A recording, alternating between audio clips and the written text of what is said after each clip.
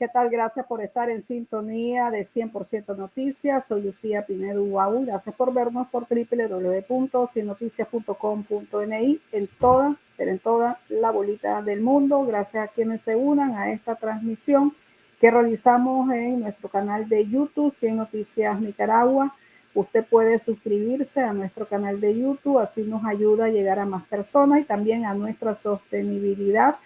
Y navegar también en nuestro sitio web para estar actualizado de lo que ocurre pues, en Nicaragua y en el mundo. Bueno, antes de pasar con nuestro invitado, que es el abogado Juan Carlos Arce del colectivo de derechos humanos Nicaragua Nunca Más Impunidad, queríamos comentar un poco de las informaciones que se han dado en las últimas horas. Y hay una también reciente información que se da y que está en el sitio de 100% Noticias de la destitución del alcalde de Tipitapa, César Vázquez. Este alcalde ya tenía, ¿cuánto? 20 años de estar en la municipalidad de Tipitapa, Managua, y fue, pues ya cayó en desgracia, como nosotros le decimos, al alcalde de Tipitapa, César Vázquez, y que prácticamente pues ahora está siendo sometido, lo que tenemos entendido, a una investigación que le hace la PGR. César Vázquez, que es uno de los alcaldes tal vez que ha sido pues leal a los Ortega Murillo, pero que prácticamente pues como hemos visto en muchos casos no hay una cuestión de lealtades, e incluso se ha mantenido y se mantuvo mucho tiempo en la municipalidad por esa lealtad. El alcalde es uno de los también ediles que prácticamente se vieron involucrados en la represión del año 2018. La verdad que todos los alcaldes sandinistas se vieron involucrados en esa represión del año 2018. Y por más chayo punto, como decimos popularmente, que hizo para quedarse tanto tiempo en la alcaldía, pues no pudo. Según el organismo de observación urnas abiertas, el jueves 27 de febrero el alcalde César Vázquez fue notificado de su destitución tras varias visitas de la Procuraduría, la PGR, desde finales del año pasado, según pues ya les confirmaron las fuentes ciudadanas a urnas abiertas. Él ha sido una figura prominente de la política municipal de Tipitapa. Su primer periodo de alcalde fue 2001-2005. En el 2009 Vázquez retomó la alcaldía en medio de escándalos de malversación de fondos y se involucró, que involucró también al exalcalde sandinista Norma Córdoba. También ha sido acusado de desviar 16 millones de córdobas. Fue señalado de participar en acciones de hostigamiento contra quienes denunciaron ese delito, y la población en Tipitapa ha dicho que y ha destacado la complicidad que mantiene el alcalde Vázquez con empresas bajo el régimen de zona franca del municipio, dice urnas abiertas, muchas de las cuales ofrecen condiciones precarias de trabajo a los trabajadores. En el 2016, los trabajadores de la empresa coreana textil Tecnotec se manifestaron para mejores condiciones laborales en Tipitapa. La policía detuvo a algunos trabajadores y 12 personas fueron criminalizadas por el ejercicio de sus derechos laborales. El uso de la violencia estatal para reprimir demandas de trabajadores y sindicatos fue un rasgo característico de esa alianza que construyó el régimen de Daniel Ortega con el gran capital nicaragüense, dice urnas abiertas, ese pacto que en lugares como Tipitapa también se materializó en la dinámica local.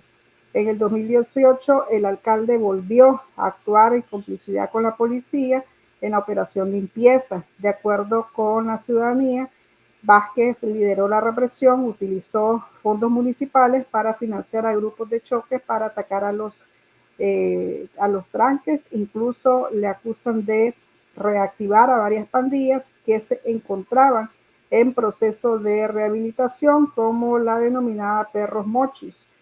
Además, se señala de haber protegido al trabajador de la alcaldía identificado como el responsable de asesinar al joven Richard Pavón en abril del año 2018.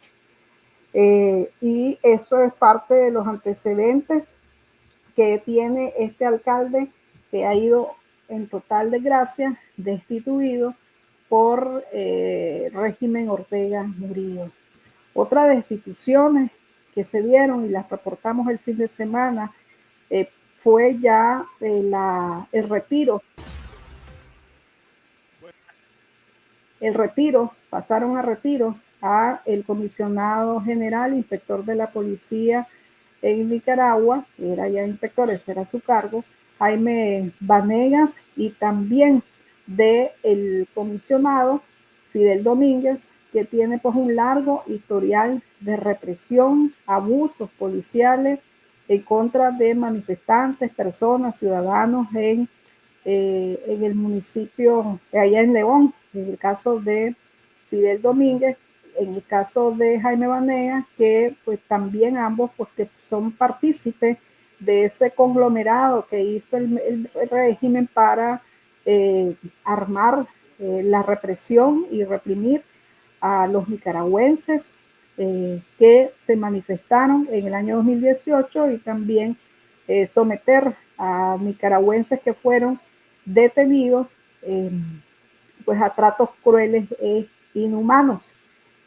¿Hay un reacomodo interno o siempre son situaciones de choque pues a lo interno? Y esto deja claro nuevamente que no hay pues, fidelidad que valga en el régimen. Muchos de los que hoy saludan a Ortega y Murillo en un acto policial mañana no aparecen, incluso en este acto eh,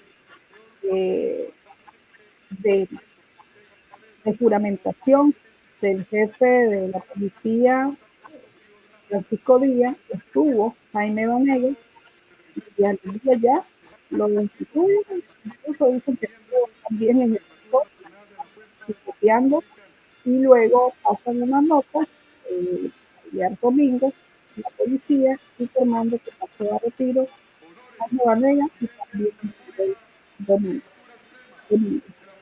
Esa es siempre la situación que se vive en Nicaragua, estos cambios al interno, toque y pugna de poder.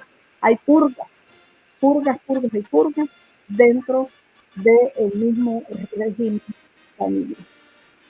Pues quiero pasar con el invitado que tenemos el día de hoy, a Juan Carlos Arce, defensor de derechos humanos. Bienvenido, Juan Carlos, gracias por estar acá con nosotros. Muchas gracias, Lucía.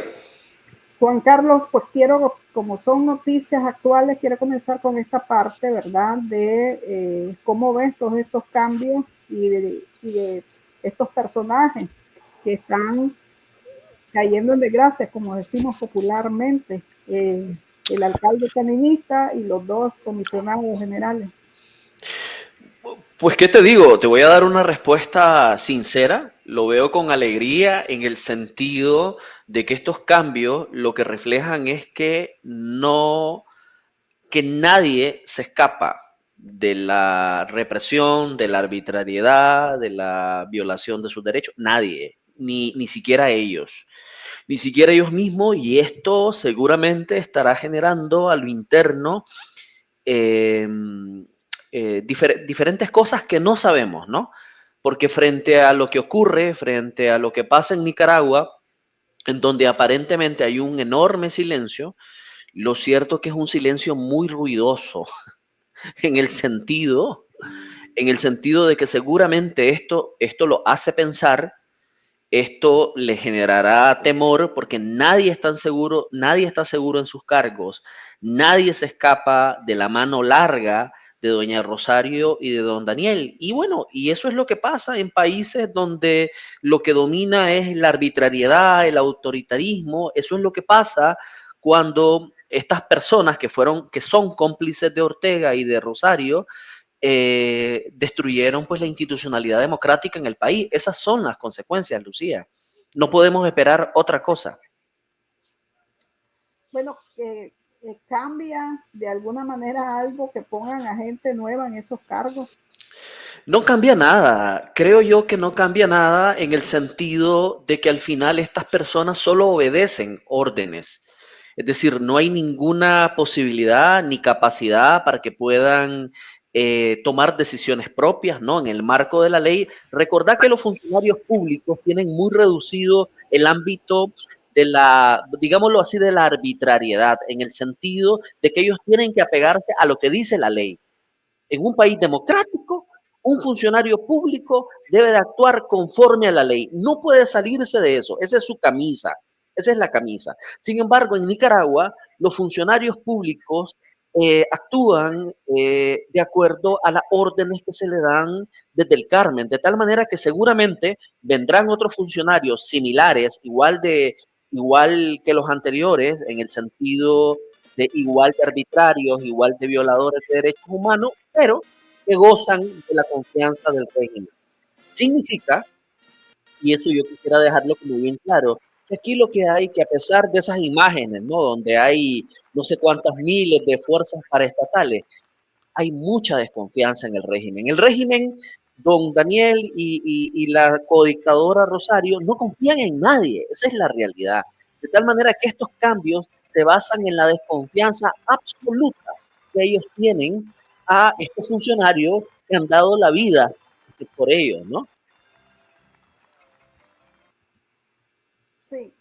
Bueno, Juan Carlos, y son precisamente funcionarios que hemos dicho en las notas y está documentado que tuvieron participación en la represión del año 2018 y estas purgas que se siguen dando de este tipo de personajes eh, se da también en este contexto de la presentación de un valioso y poderoso informe del grupo de expertos de Naciones Unidas en la que ya nombran a la gente del ejército y con lujo de detalle, incluso viene otro informe en abril que va a ser más específico solo el tema del ejército y van a dar todos los nombres específicos de los militares para de como parte pues, de la determinación de los delitos que cometieron en contra de los nicaragüenses. ¿Cuál es el impacto que ustedes como defensores de derechos humanos ven en este informe? En primer lugar, yo quisiera decir, Lucía, que el trabajo del grupo de expertos ha sido un trabajo extraordinario, en el sentido de que han documentado miles de testimonios de víctimas de crímenes de lesa humanidad por parte del régimen de Ortega. Y ojo, eso se dice fácil, pero no lo es, en el sentido de que ellos ni siquiera están en Nicaragua, ellos lo hacen desde el exilio, ¿no? Lo han hecho en Costa Rica, lo han hecho en Estados Unidos y a través de diferentes vías han hecho ese trabajo extraordinario. Y en esta ocasión han logrado casi que terminar de configurar la estructura represiva con nombres y apellidos, no solamente instituciones, sino también nombres, rostros de personas. Y eso es importante de cara a la apertura de esos procesos penales, que hace un año yo decía, procesos penales que eventualmente se van a abrir, que tarde o temprano se van a abrir. No, Lucía, ya se están abriendo. Ya sabemos que Argentina, ¿no? Ya pasó el proceso indagatorio. La acusación que estaba radicada en el Ministerio Público ya está en manos de un juez, ya se han girado incluso órdenes de captura. En ese sentido, ya ha habido avance importante. El grupo de expertos, quiero decir, también no solamente ha configurado todo el engranaje represivo, sino también ha pedido, casi que ha implorado a la comunidad internacional que abran procesos de humanidad. Intervención del presidente Simon es lo que pide. Él al final pide a los estados que abran, incluso, incluso señala que no solamente habla de procesos penales, también habla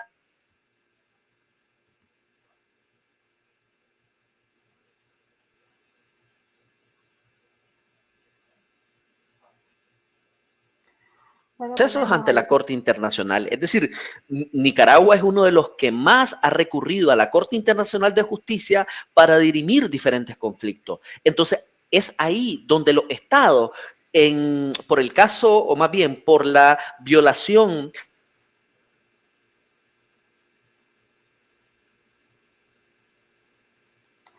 Bueno, tiene un poco de problemas de conexión, Juan Carlos, con respecto pues a esta entrevista. Esperamos que lo solucione. Pero sí, pues valioso todo el informe que ha dado pues el grupo de expertos, y hay dentro de las conclusiones y las recomendaciones que han brindado, eh, hay una bastante importante con respecto pues al tema de Nicaragua, que es donde lo arroja pues este informe. Y prácticamente pues ellos dan una serie, como les decía, de recomendaciones. Está también el tema de la cadena de mando, la estructura que hay para vigilar y reprimir a los nicaragüenses. Dentro de estas recomendaciones es importante que se estén repitiendo de alguna manera.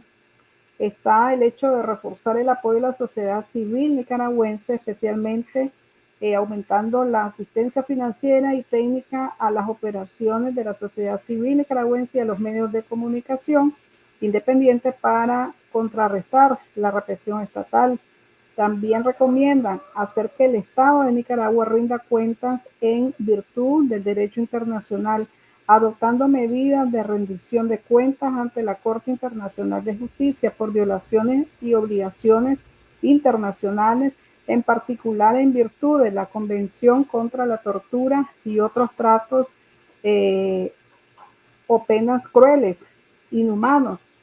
Y también que se recurra por la violación a la Convención para reducir los casos de apatridia.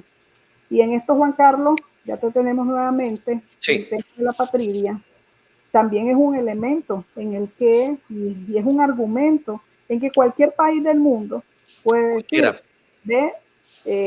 voy a demandar al Estado de Nicaragua porque tiene apátrido, dejó en la apatridia más de 453 nicaragüenses, lo que está como documentado ya, o sea, hasta ellos mismos resolutivos, resoluciones judiciales, que quedamos apátridas, ¿verdad? Quienes estamos en ese grupo. ¿Qué es lo que se necesita para completar esto? Lo que se necesita es la voluntad política. Como te decía, el presidente Simon del grupo de expertos de manera reiterada ha insistido en la necesidad de que los estados abran procesos. Pero la decisión de los estados de abrir este tipo de procesos en la Corte Internacional de Justicia de la Haya es una decisión política, sin duda. Y yo creo que en ese sentido, los mecanismos internacionales, tanto el sistema interamericano como el sistema universal, han hecho un trabajo importante. Ahora le toca a los estados actuar en coherencia con las condenas internacionales que han planteado en los diferentes foros internacionales, incluyendo el Consejo de Derechos Humanos, actuar en coherencia y proceder a demandar en la Corte Internacional de Justicia. Y no solamente en la Corte Internacional de Justicia, sino también es posible, porque ya se comienzan a abrir vías en la Corte Penal Internacional. Mira, Lucía, esto que ha sucedido en los últimos días, ¿no? Con los exabruptos de la codictadora Rosario Murillo, de salirse del Consejo y de salirse de los diferentes mecanismos, es el resultado de toda esa presión internacional que hay. Aunque el régimen diga que no le importa, que no le interesa, eso no es cierto. Las reacciones del régimen nicaragüense te indican que sí les importa y que sí les preocupa y que sí les atemoriza de que la comunidad internacional esté abriendo procesos judiciales en contra de funcionarios y eventualmente en contra del Estado de Nicaragua. ¿Cuál es la vía más rápida? La Corte Internacional de Justicia, porque lo hace un Estado, y la Corte Penal Internacional. El tema ahí siempre se mete el tema jurídico que Nicaragua no es firmante, pero existe incluso la única constitución que el régimen hasta lo pone en su constitución como que reconoce a nivel internacional es la Corte Internacional de Justicia. Sí, Lucía, lo que pasa es que ambas vías son largas, son complejas y son distintas, ¿no? Porque en una lo que se busca es la responsabilidad del Estado, ¿no? Y en la otra lo que se busca son responsabilidades penales.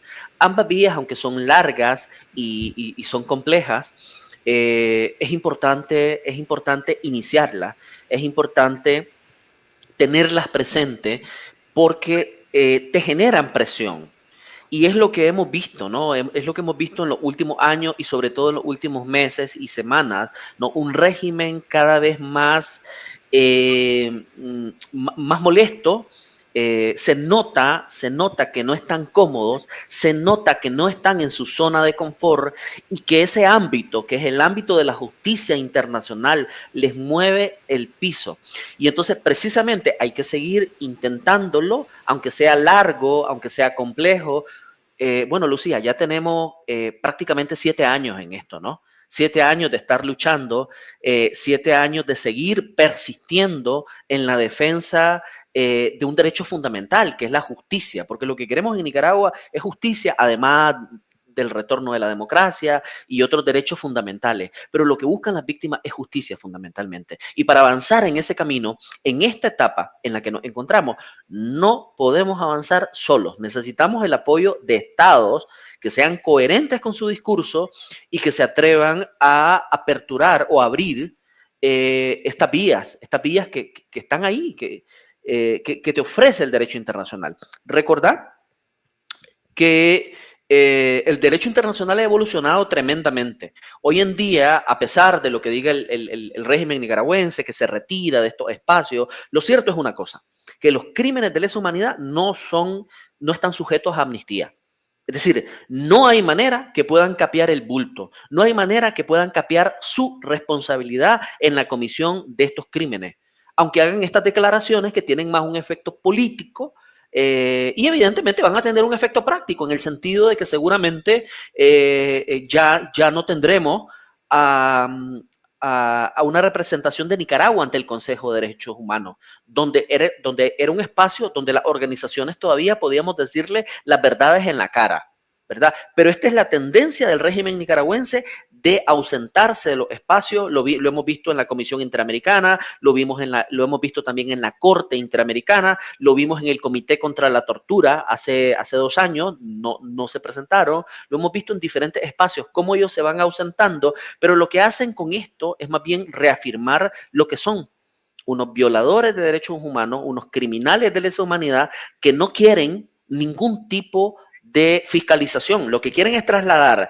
ese contexto de total impunidad que existe en Nicaragua, donde todas las instancias están totalmente sometidas al concierto internacional. Entonces, ellos no quieren que nadie les diga nada, que nadie lo fiscalice y que mucho menos nadie lo sancione. Pero eso no es posible. Eso no es posible y ojalá que en este sentido, a pesar de lo convulso que está el mundo en este momento, países que han sido aliados importantes no nos dejen solos, ¿verdad? Vemos en ese sentido, por ejemplo, Chile, Canadá, el mismo Costa Rica, que a nivel internacional han mantenido, digamos, un fuerte respaldo a las víctimas del régimen nicaragüense. Ojalá que no nos dejen solos. Vemos ahora a propósito de los cambios en el concierto internacional, pues un Estados Unidos distinto, ¿no? Incluso votando con Nicaragua en temas fundamentales que no tienen directamente que ver con el país, pero que te demuestran por dónde puede ir la cosa. Ojalá pues que no perdamos ese aliado que ha sido importante en foros tan importantes, ¿no? Tanto de la Organización de Estados Americanos, aunque Nicaragua se haya salido, ya sabes que hay un grupo de países voluntarios que siguen viendo el tema de Nicaragua y en Naciones Unidas. Aunque bueno, ya sabemos que Estados Unidos se ha retirado del Consejo de Derechos Humanos, pero no así de las otras instancias y mecanismos que tiene el sistema de Naciones Unidas. Bueno, y el régimen se ha salido ya del Consejo de Derechos Humanos, se salió también, bueno, el tema la OIT, la OIM, había expulsado también a la FAO, está poco a poco retirándose de estas instancias que son de Naciones Unidas. ¿Ves alguna posibilidad que lleguen a tomar la decisión de salirse de todas las Naciones Unidas? Mira, yo creo que ahí es importante aclarar que, por ejemplo, el Consejo de Derechos Humanos es el principal mecanismo de Naciones Unidas en materia de derechos humanos.